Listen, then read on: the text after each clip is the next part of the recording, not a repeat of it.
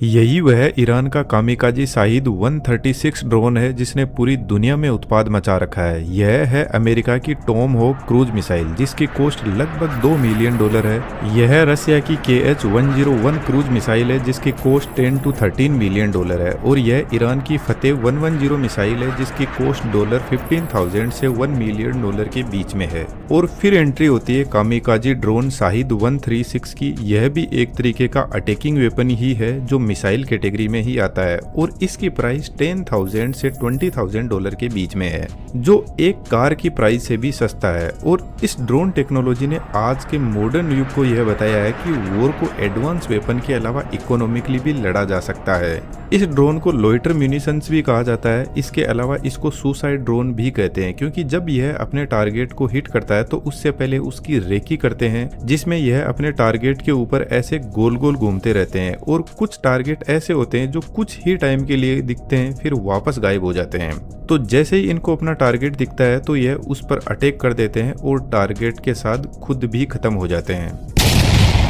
जब यह ड्रोन आसमान में उड़ता है तो इसकी आवाज़ एक स्कूटर की आवाज़ की जैसी आती है। इसी वजह से इसको फ्लाइंग स्कूटर भी कहा जाता है क्योंकि इसमें एक्चुअल में 2 स्ट्रोक स्कूटर इंजन ही लगा रहता है। हम इसकी वर्किंग को तो आगे समझेंगे, यह कैसे काम करता है और कैसे अटैक करता है। इसके अलावा यह भी समझेंगे कि इसको इंटरसेप्ट कैसे किया जा सकता है और इसको इंटरसेप्ट करना इतना कॉस्टली क्यों है।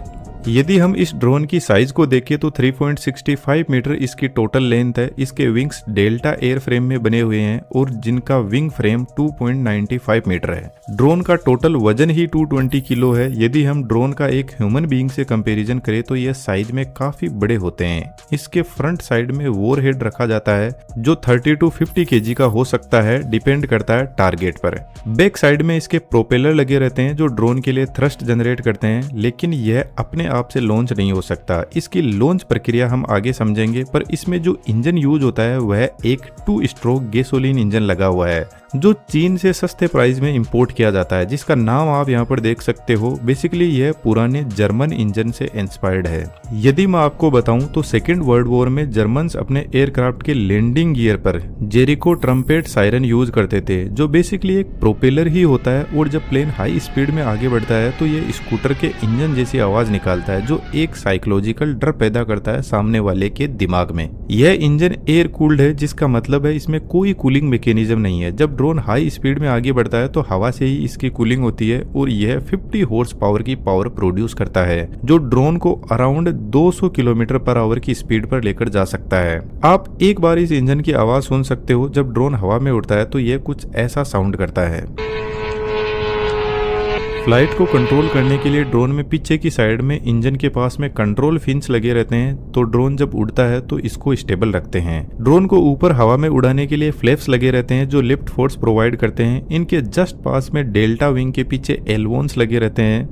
यह बेसिकली ड्रोन को कुछ ऐसे टर्न दिलवाते हैं। इनको सर्वो मोटर की हेल्प से कंट्रोल किया जाता है। ड्रोन के सेंटर पार्ट में इसका कंप्यूटर सिस्टम होता है जो इसकी फ्लाइट को कंट्रोल करता है। साथ में जीपीएस सिस्टम होता है जो सैटेलाइट से कनेक्टेड रहता है, जो ड्रोन को उसकी लोकेशन और पोजीशन बताता रहता है। लेकिन यदि जीपीएस काम ना करे तो आईएनएस सिस्टम होता है जिसमें जायरोस्कोप और एक्सेलेरोमीटर जैसे सेंसर होते हैं जो स्पीड, डायरेक्शन और ड्रोन का मूवमेंट चेक करते रहते हैं। एंटी रेडिएशन सीकर एक ऐसा सेंसर होता है जो इलेक्ट्रोमैग्नेटिक रेडिएशन को डिटेक्ट करता है। जो रडार होते हैं वो कंटिन्यूअसली रडार सिग्नल्स को हवा में ट्रांसमिट करते हैं और यह सेंसर इन सिग्नल्स को चेक करके पता कर सकता है कि यह सिग्नल कौन सी साइड से आ रहे हैं। तो फिर ड्रोन को इस डायरेक्शन में मोड़ दिया जाता है और किसी भी एयर डिफेंस सिस्टम में यदि रडार को डिस्ट्रॉय कर दिया जाए तो फिर डिफेंस सिस्टम ब्लाइंड हो सकता है। अब बात करते हैं ड्रोन लॉन्च कैसे होता है। क्योंकि इन ड्रोन्स को लॉन्चर की नीड होती है, यह अपने आप से लॉन्च नहीं हो सकते। इनके नीचे की साइड में रॉकेट बूस्टर लगा रहता है।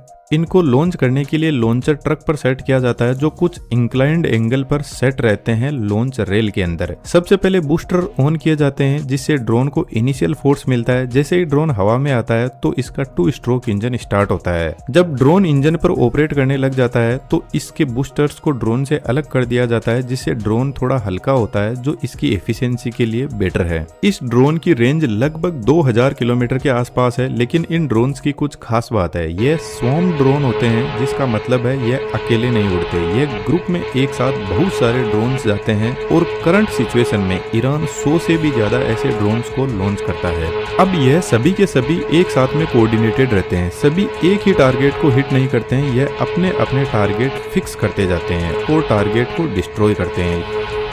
लेकिन यह ज्यादा हाइट पर फ्लाई नहीं करते हैं, ग्राउंड के बहुत पास में उड़ते हैं, इसलिए इनको इंटरसेप्ट करना भी काफी मुश्किल होता है। लेकिन आज के मॉडर्न टाइम में टेक्नोलॉजी अवेलेबल है जो इनको डिस्ट्रॉय टेक्नोलॉजिकल रूप में तो कर सकती है, लेकिन इकोनॉमिकली इनको डिस्ट्रॉय करना बहुत ही महंगा पड़ता है। किसी भी देश के एयर डिफेंस सिस्टम में सिक्योरिटी की 3 लेयर होती है। लेयर 1 जिसमें सरफेस टू एयर मिसाइल होती है, जैसे बात करें इजराइल के आयरन डोम सिस्टम या फिर इंडिया के आकाश एयर डिफेंस सिस्टम की। इस सिस्टम के पास में अपना खुद का रडार होता है, रडार टारगेट को डिटेक्ट करता है, फिर कंट्रोल सिस्टम को भेजता है। कंट्रोल सिस्टम बैटरी सिस्टम से कनेक्टेड होता है, जिसके अंदर इंटरसेप्टर मिसाइल्स लगे रहते हैं और यही कंट्रोल सिस्टम इन मिसाइल्स को लॉन्च करता है।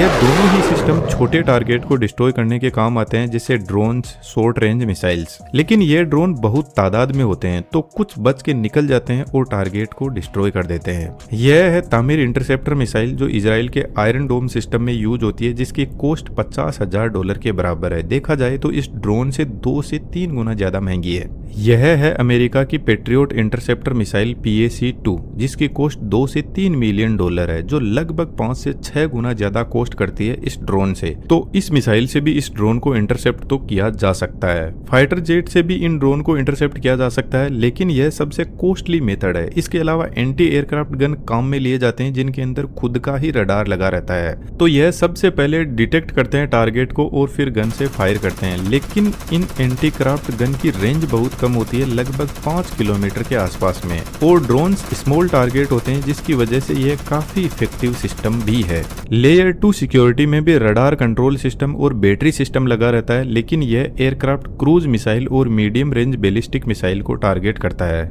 इजराइल इस लेयर में डेविड स्लिंज सिस्टम यूज करता है और इंडिया बारक 8। लेकिन लेयर 3 सिक्योरिटी और भी ज्यादा बड़ी होती है, जो लॉन्ग रेंज बैलिस्टिक मिसाइल को इंटरसेप्ट करता है। यह बेसिकली स्पेस के अंदर ही मिसाइल्स को इंटरसेप्ट करता है। इजराइल इस लेयर में एरो 3 और इंडिया S-400 सिस्टम यूज करता है। आप S-400 की वर्किंग यहाँ पर डिटेल से देख सकते हो, जो काफी इंटरेस्टिंग है। उम्मीद करता हूँ आप